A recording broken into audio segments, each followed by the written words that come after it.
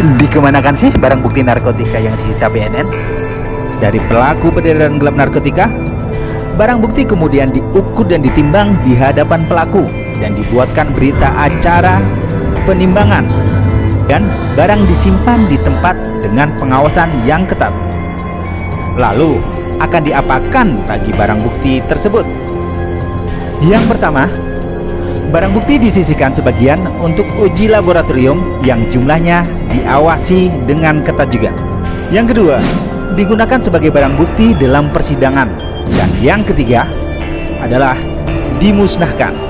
Salah satunya menggunakan insinerator seperti ini.